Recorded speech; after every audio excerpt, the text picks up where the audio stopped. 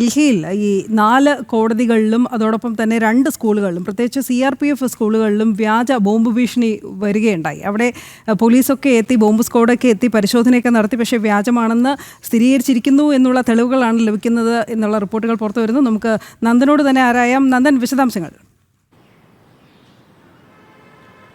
ഡൽഹിയിലെ 4 കോടതികൾ, rose avenue കോടതി, അതേപോലെ തന്നെ പട്യാല കോടതി അടക്കമുള്ള, അതേപോലെ തന്നെ സാകേത് ഉള്ള കോടതി അടക്കം 4 കോടതികളിലും, അതേപോലെ തന്നെ CRPFൻ്റെ ഒരു സ്കൂളിലും അടക്കം 2 സ്കൂളുകളിലുമാണ് ഇന്നിപ്പോൾ വ്യാജ ബോംബ് ഭീഷണി ഉണ്ടായിരിക്കുന്നത്. ഈ ഭീഷണി വന്നതിനെ തുടർന്ന് 4 കോടതികളിൽ നിന്നും, 4 കോടതി സമുച്ചയത്തിൽ നിന്നും സാധാരണക്കാരെയും അഭിഭാഷകരെയും അടക്കം പൂർണ്ണമായും ഒഴിപ്പിച്ചിട്ട് ഫയർഫോഴ്സും ഡോഗ് സ്ക്വാഡും അതേപോലെ തന്നെ ബോംബ് സ്ക്വാഡും പോലീസും ചേർന്ന് കൃത്യമായ പരിശോധന നടത്തി. എന്നാൽ അത് വ്യാജമാണ് എന്നുള്ളത് കണ്ടെത്തിയിരിക്കുകയാണ്.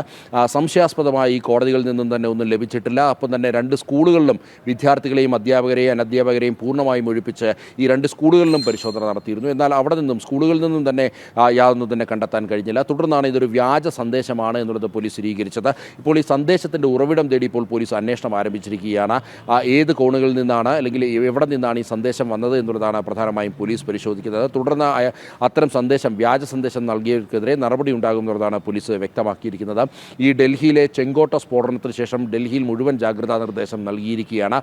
പ്രത്യേകിച്ച് ഈ സ്ഫോടക വസ്തുക്കൾ ഇനിയും എവിടെ നിന്നെങ്കിലും അല്ലെങ്കിൽ അവിടെ ഉണ്ടായിരുന്ന സ്ഫോടക വസ്തുക്കളുടെ ബാക്കി ഒരുപക്ഷെ വേറെ ഭീകരവാദികളുടെ കൈവശം ഉണ്ടാകുമെന്നുള്ളതാണ് പോലീസ് അനുമാനിക്കുന്നത്. അതുകൊണ്ട് തന്നെ കനത്ത ജാഗ്രതയിലാണ് ഡൽഹി മുന്നോട്ട് പോയിക്കൊണ്ടിരിക്കുന്നത്. ഇത്തരം കോടതികൾക്കും അതേപോലെ തന്നെ തന്ത്രപ്രധാനമായ സ്കൂളുകൾ, CRPFൻ്റെ അടക്കമുള്ള സ്കൂളുകളിലൊക്കെ തന്നെ സുരക്ഷ വർദ്ധിപ്പിച്ച സാഹചര്യമാണ് നിലനിൽക്കുന്നത്.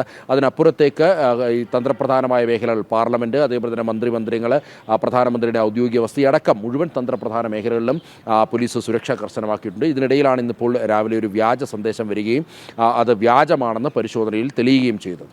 അനു, ശരി നന്ദൻ.